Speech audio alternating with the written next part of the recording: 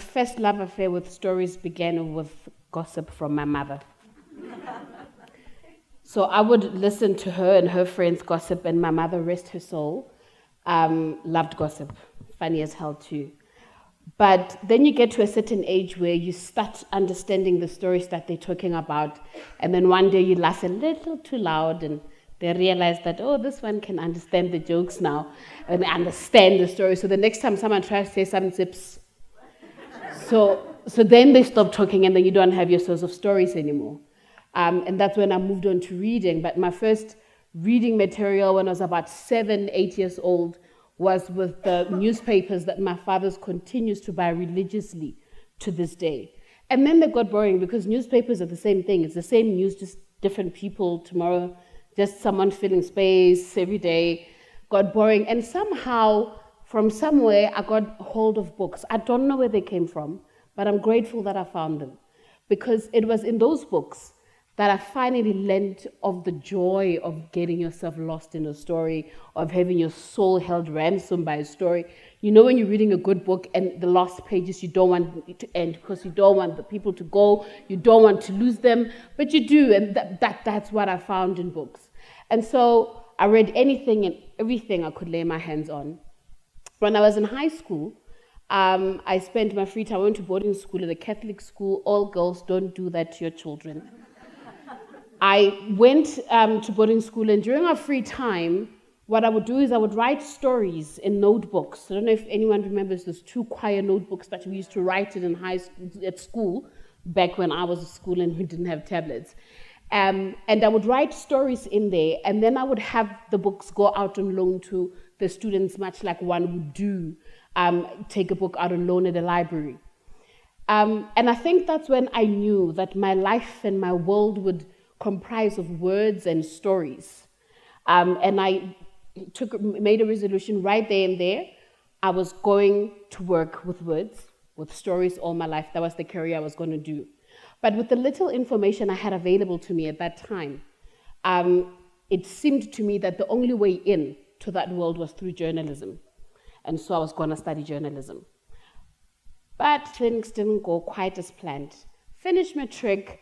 I had a big bursary sponsor. They said, listen, anywhere you want to go, all you have to do is study engineering.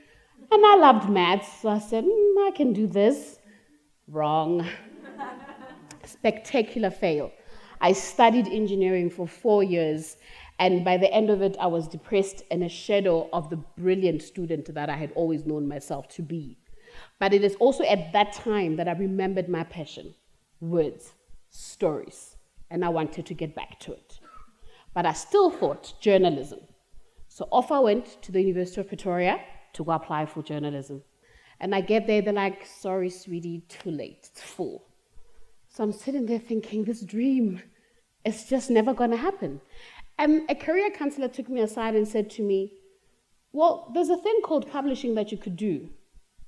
And then she started to explain to me what publishing was. And at some point, I stopped listening because that woman had said to me, you could work in a place where you make books. And I thought, what? You can make books in South Africa?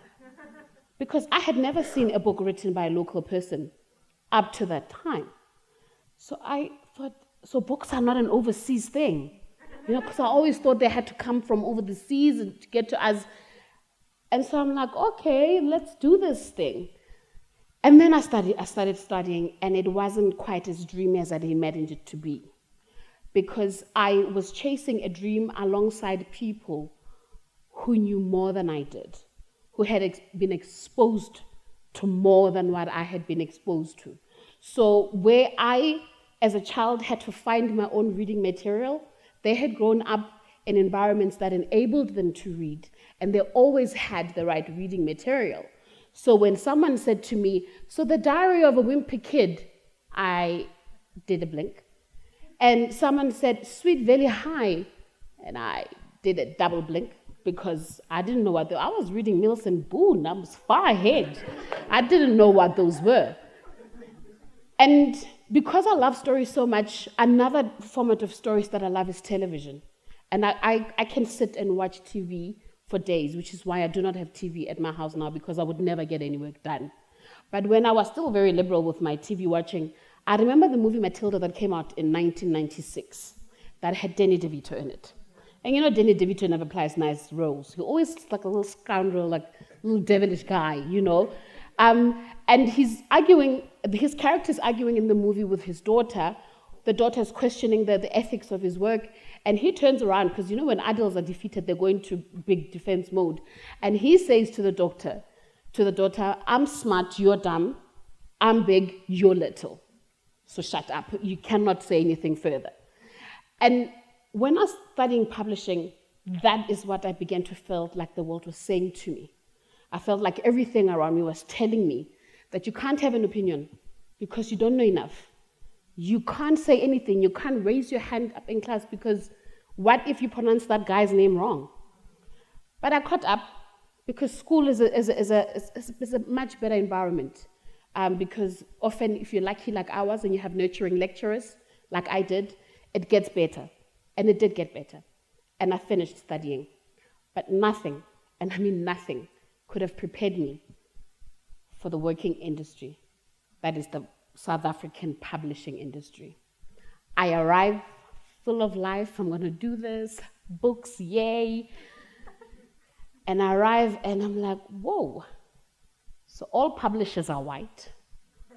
Not just white, but they're also old and reluctant to retire. The Lord won't call them. It's a mess. The bookstores are white-owned. The book reviewers are white.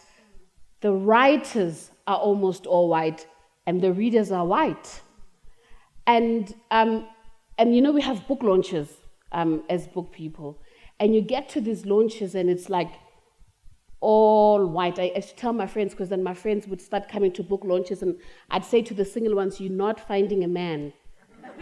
This is not that kind of party.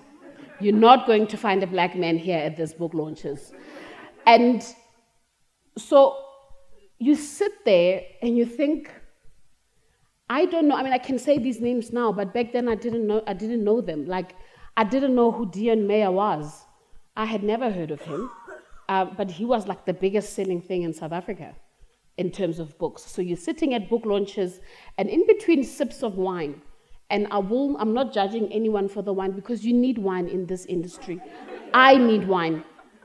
And in between sips of wine, there is the infamous phrase that is a favorite in South Africa that says, blacks do not read.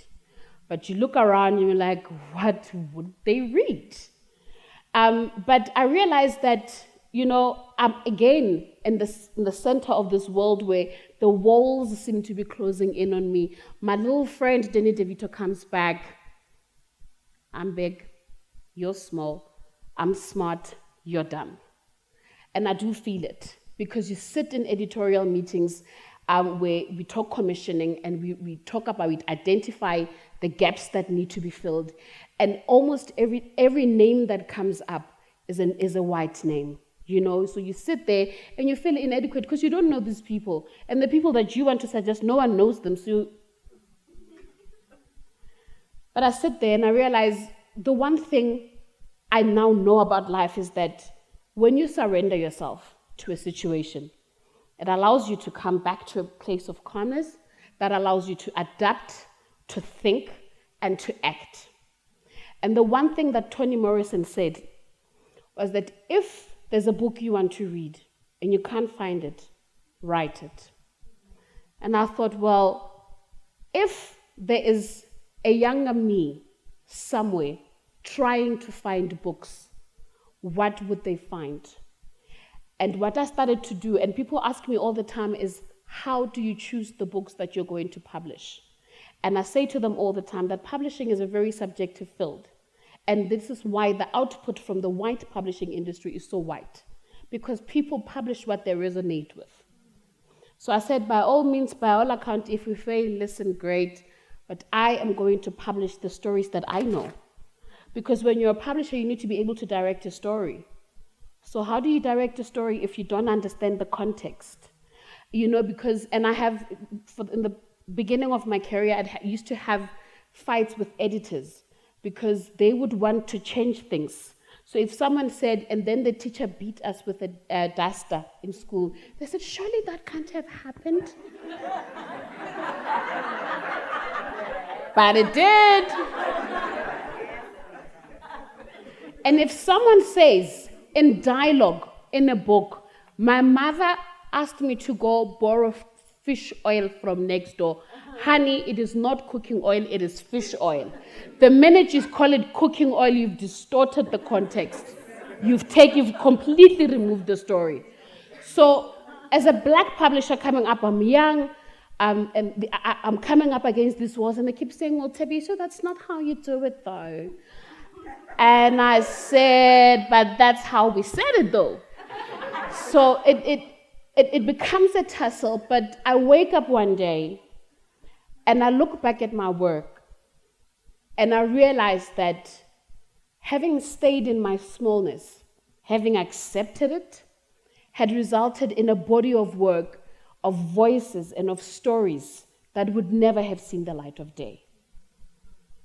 So I'm not the only person that realizes this. So suddenly people are like, hey, you're smart.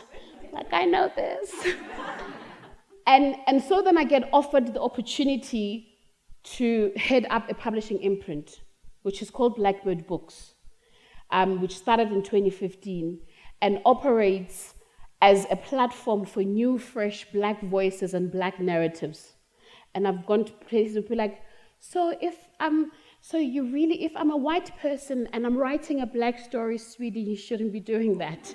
So I'm unapologetic, and it took a while for me to come to be as unapologetic about it as I am. And so you would think at that point that I'm made, now I'm big, I'm no longer feeling small, except the world doesn't work that way when you're a black woman. Everything remains a fight. You know, people always want to undermine you, undercut you.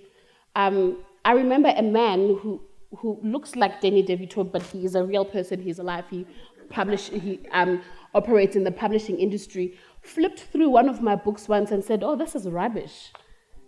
And I thought, wow, okay. And it took me such a long time to actually realize that I can't publish for everyone. One of the first black female writers in this country, Miriam Tladi, said that if I write something and you find that you did not like it, it's okay, it's not for you. Because, and it's a difficult thing when you still operate and work in a world where the people you're publishing for aren't walking to the bookshops, because the bookshops are placed in certain places. So the access is a problem.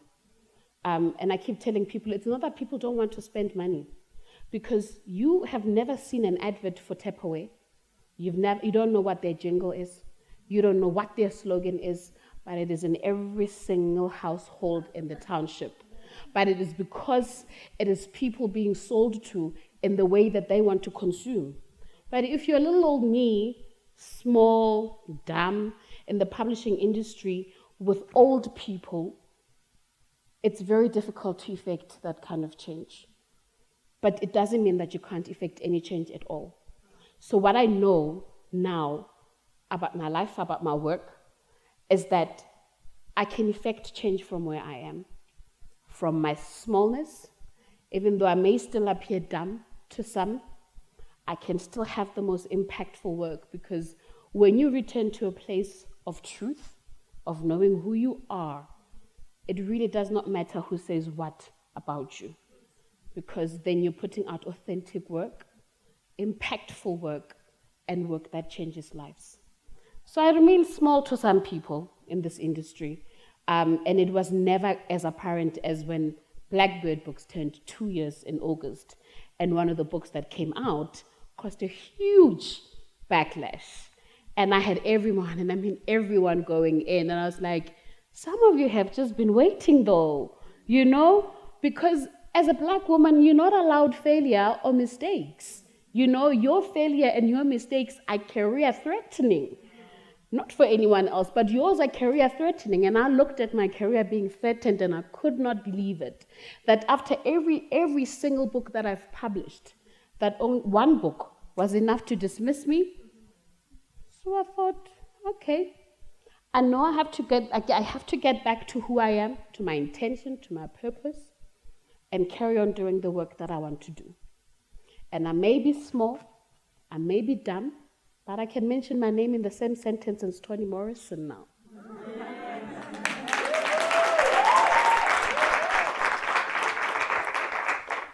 So I owe my growth, my being, to the structures and the systems that told me, I'm big, you're small, I'm smart, you're dumb.